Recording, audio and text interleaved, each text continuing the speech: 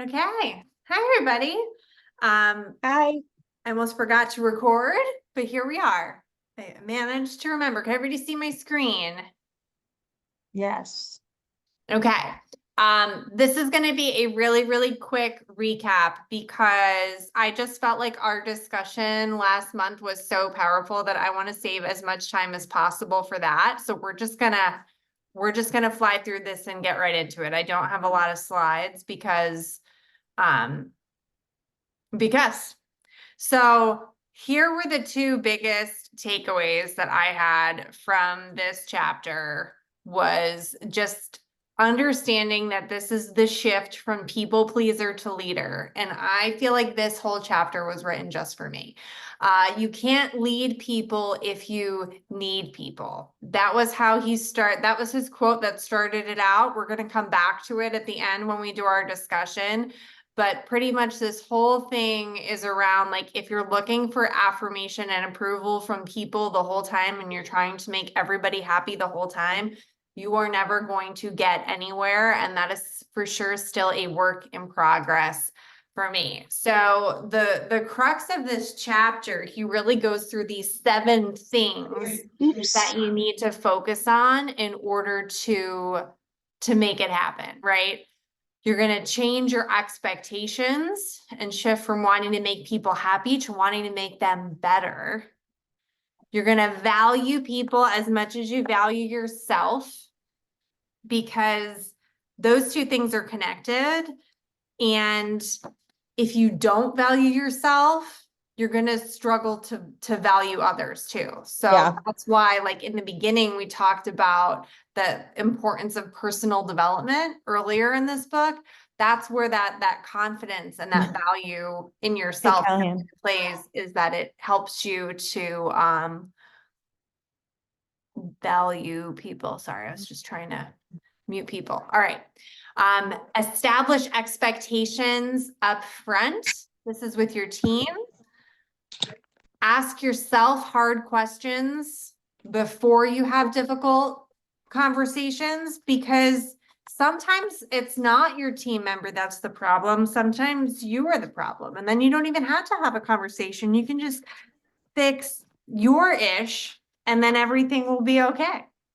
But when you do have to have those conversations, you do it the right way. You do it from a place of love. You do it from a place of wanting what's best for the other person.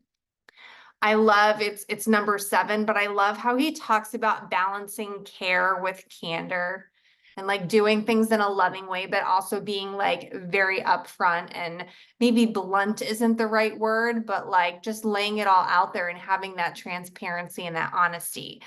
The one thing I just want to dig into a little bit before we open it up for discussion what is it? The 25-50-25 rule. So this is when you're thinking about your team.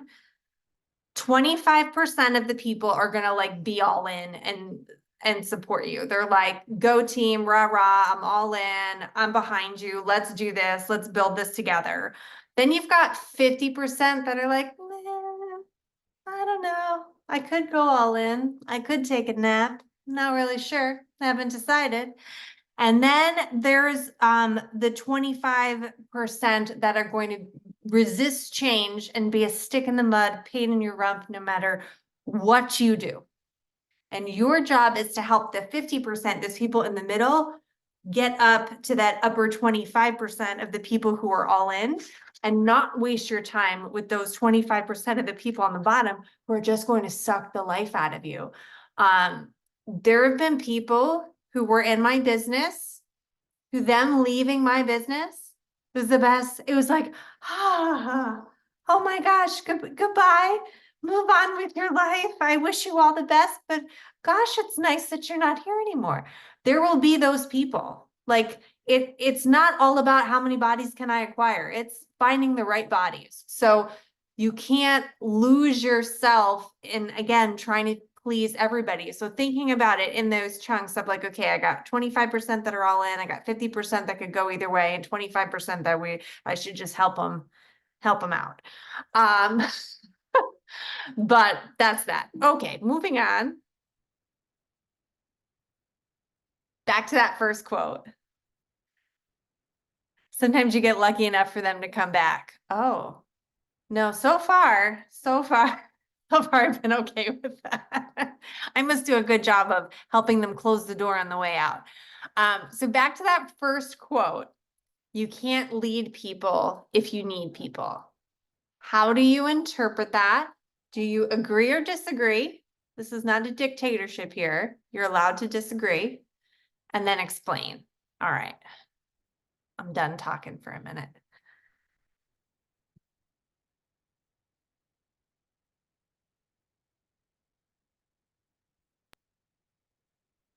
Can I say something? Yeah.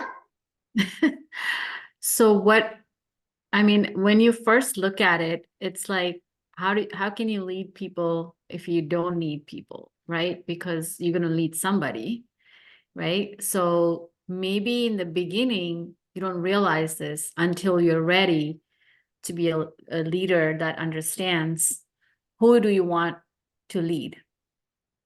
At first, obviously, you want to please everybody, to have them on your side, do a job of leading them and teaching them and guiding them. But after a while, you realize that you're not doing a service to them if you don't know what kind of people you want to lead.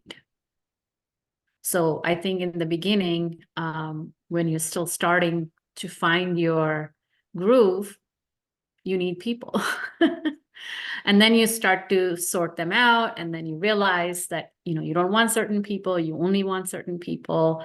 And then people obviously start to see where you're at and how do you like to lead them, and maybe they'll leave on their own. Right. So I disagree at first, but then Right. I get it.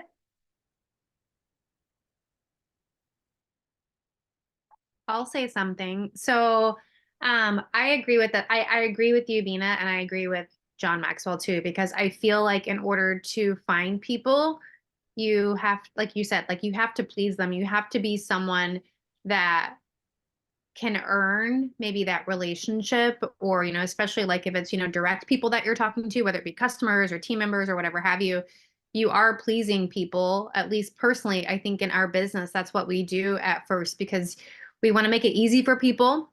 We want to make it like duplicatable for people. And I think, like you said, I agree with the pleasing. And then, moving on from that, it's like, okay, so now I need to figure out how I can step into that lead, simplify, and kind of just like duplicate that down. So I think it does take time. And it's just something that it can take time. It can happen quickly, but it can happen for some of us, it can take a couple of years. So it's just finding that, like when you said, when you are ready.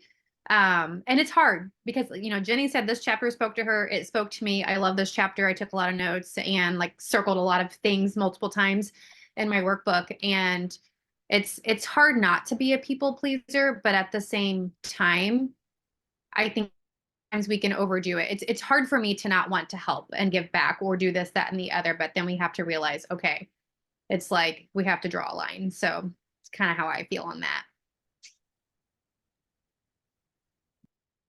I think I agree with both of you guys, and obviously John, since he's our friend, he's always got our back, right?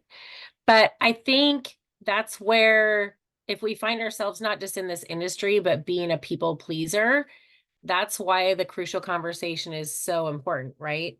Like setting that expectation, both directions, and then you can avoid so many other things that we have all learned the hard way, I'm sure, because you stay in that, I guess that people pleasing becomes more of a trap, right? Like even John said, like, oh, and then you try and please this person and then they want more. And then you're just like, you're on the treadmill of pleasing people and it's not serving you, it's not serving them. So I don't know. I think that for me, that's probably something where I could have probably avoided, if you don't have it fine-tuned, like those exact interview questions when you're like working with the prospect, if you have your crucial conversation questions down, and you can like tweak them to what works for you, you're going to end up with your tribe in a lot and a lot easier path than like, oh, I'm just going to like encourage everyone to come and tell them what they want to hear and see who sticks, because it's not really long-term sustainable, right? If that's how we're Yeah. doing it. And I think it can lead to enabling, right? Because if you're just trying to be everybody's friend and like, those are like, personally, those are my skills. Like, I love motivating and building everybody up. I can get on there, I can rah, I can encourage, I can uplift. I'm really good at that. But what happens is if I'm never having tough conversations, if I'm never pushing you to get better, if I'm never telling you things that you don't want to hear and you're not going to like, that are in your best interest, if you want to get to where you want to be, then I'm not a leader. I'm just your buddy. And that's that's that tough thing, is wanting what's best for somebody and pushing enough that is inspiring and like in tough love and yeah. It's finding that balance. May I say something? Okay. So I've been traveling a lot, and this reminds me so much, this chapter, putting our mask on first before we put our neighbors or babies on, right? So it was funny, the first day of Monations, Trotty looked at me and she goes, and we were shopping in Monet Gear, and she goes, okay, so what are you going to do different this year, Diana? And I took this deep breath. And my thing is I love putting in my team chat the motivation quotes, which I love that Eric Worre's training, he was saying you need to have a chat that's off of social media and more personable, and you need to always put motivation stuff in there, not just business stuff. And so I ended up in one of the like the Jensen team where they email and they say, hey, you're going for MMB. And so they do challenges and they put a quote in there and they say, tell me your good thing about today. So before I get to go in my chats, I told Shadi this, okay, before I get to go in my chats, I have to first show up on my social media and do my check-ins with my VIPs first. And then I get to go hype my team up. And I've been doing that every day. And it's been filling my cup up in my business. And then sometimes if I have a late start, if I sleep in or if I'm sick or so-and-so has an emergency, then I don't get to my chat till the afternoon. And that's okay, because it's still going to be there. But that's definitely the people-pleasing habit that I worked on since Monation. So I loved this chapter. Thank you. And thank you for holding this space for us. Okay, we got a new question. What is the value of challenging people? And can you share an example when you were challenged by a leader and it helped you?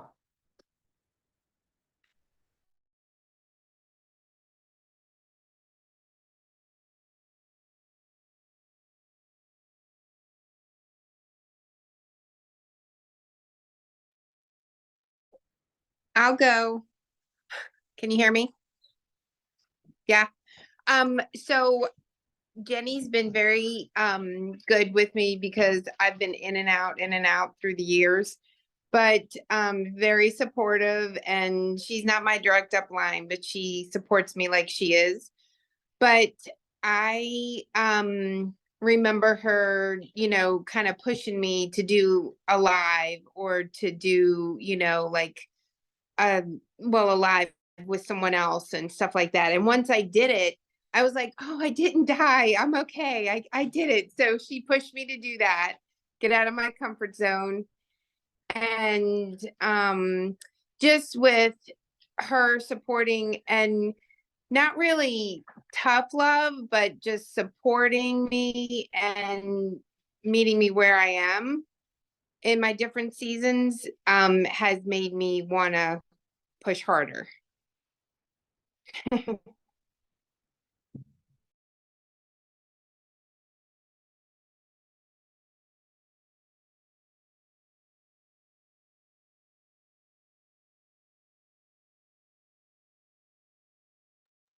Do we not like this question? Should we I was move gonna on? say Jenny's sitting there, this awkward silence. I hate it.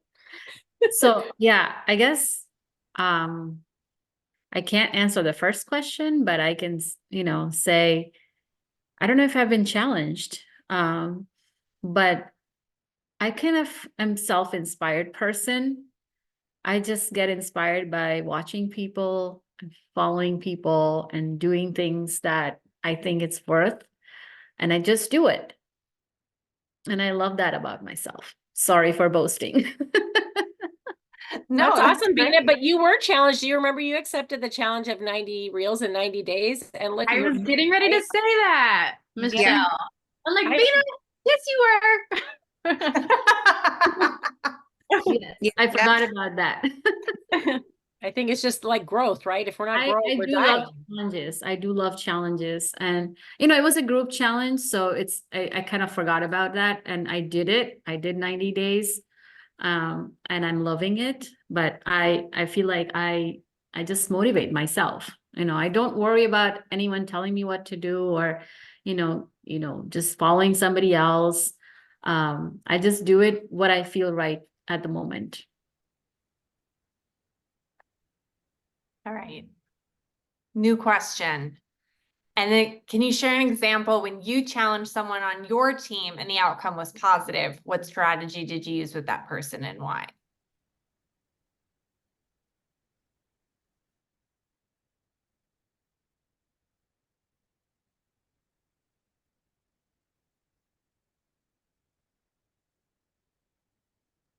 I have challenged several people, but I do feel like too, just even the topic of, sometimes people feel they don't know what to do or what direction to go in their business because, we are our own individual businesses and people, we have to do it if we want our business to succeed.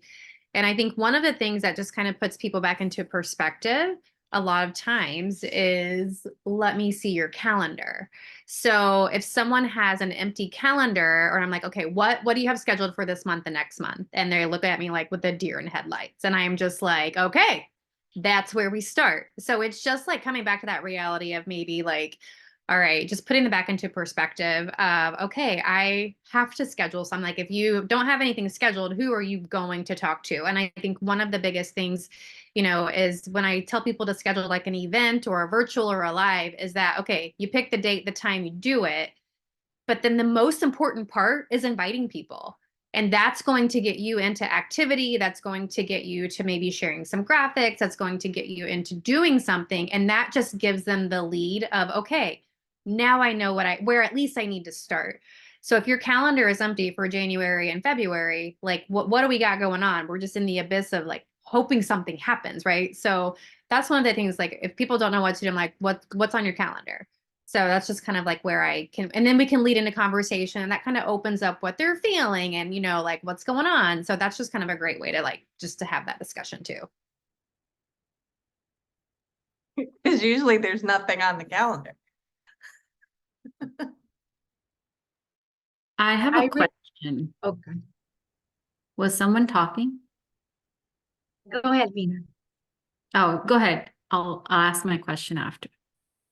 Oh, so I wanted to share my first Monate holiday party that Dawn did for us. And so Dawn said, like, yeah, invite everyone. So like if you want 20 people to come, you have to invite like 100. And so so I was shy to invite someone to like too many people, right, to her home.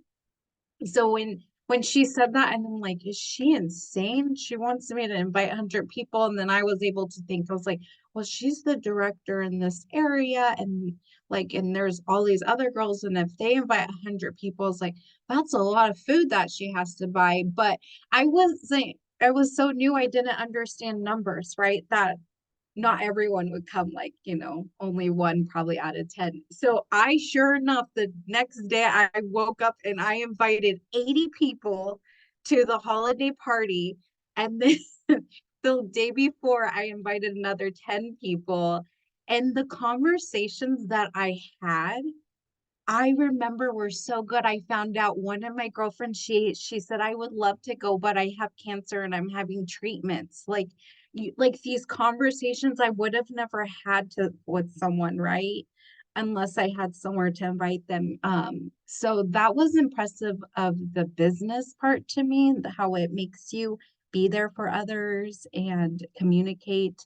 Um, that always, I just got chills again thinking of that. So yeah, inviting a bunch of people, that was a challenge, but it was a beautiful experience. So that was my challenge. And now I do it for every party.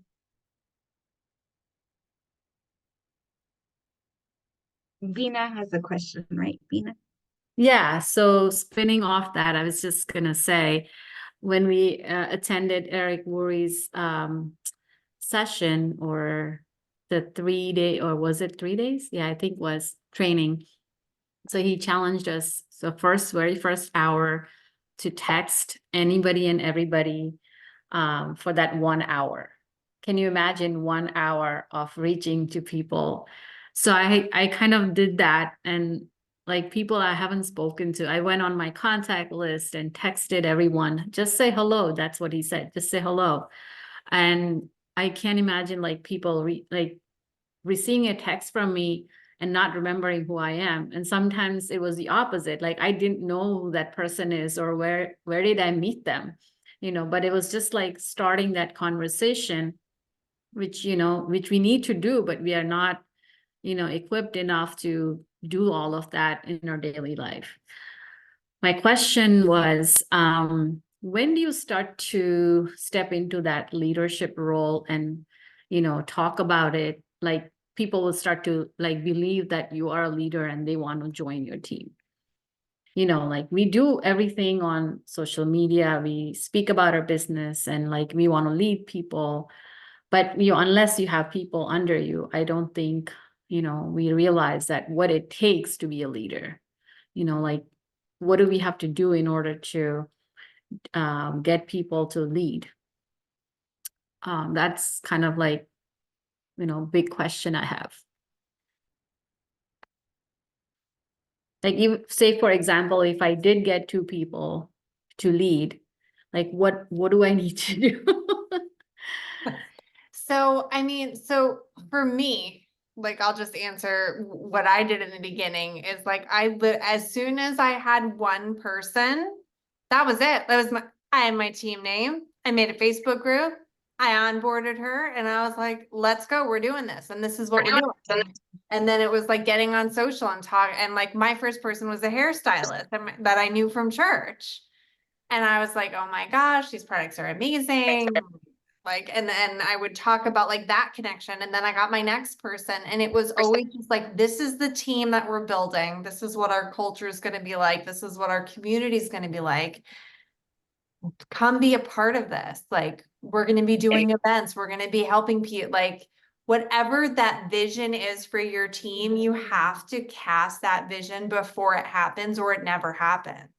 So I was literally out there talking about Team Fashionista, and we're building an empire, and it was MMP. I had 2 people, and I was talking about building a team, like literally the day that I decided I was going to do it. I'm posting on Facebook saying I want a rep in all 50 states. Who's going to be my first rep in each state? Like, I'm just making it up. I still don't know if I have somebody in every state, but that's what I was posting on the Facebooks back in 2015. Because I just decided it was going to happen. That is good. I'm going to start doing that. I'll share to that too a little bit. Just having that like scarcity mindset of like not being enough to be a leader is, and I know you guys probably all heard this, but when you're speaking about your business, no matter where you're at in your business, no matter how big your team is, no matter how you're feeling, you're the expert. So everybody listening to you is going to trust you as long as you're building that building that trust, and you are speaking with confidence, like you are like the expert. So I've heard that so many times, and it's so true. When you speak with confidence, like you can not have a team and still know exactly what you're talking about. You can still be very educated on the products. You can still know every inch of the compensation plan. And just like Jenny said, like one person is a team, one VIP, you're growing. So it's not like we're out there like spreading rumors or whatever. Like if you're growing, you're growing, whether that's personally or growing a team. So just remember, like you're the expert. And so get out there and act that way. Like act like you're the expert, because the people who are listening to you and the people who are coming to watch your stories or the people who are getting on calls with you or whatever it is, they are trusting you.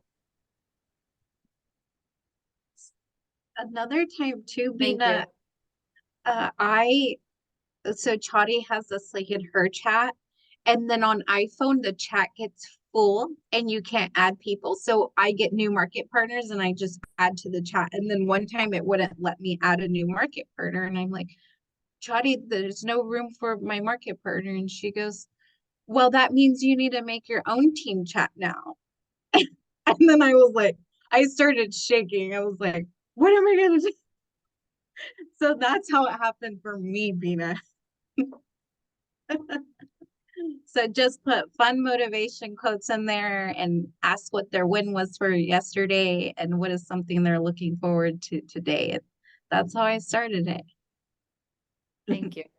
You're welcome.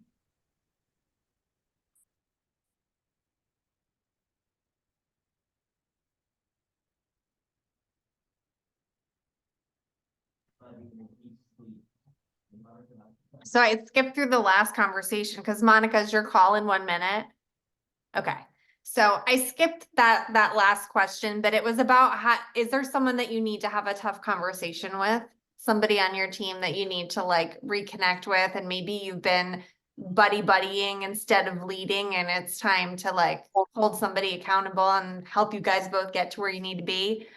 Now is the time to do that. So I want to report back on that next month, and then read chapter 6 before our call February 7th. I love these so much. See you, friends. Thank you. Me too, Jenny. Thank you so much. Thank you.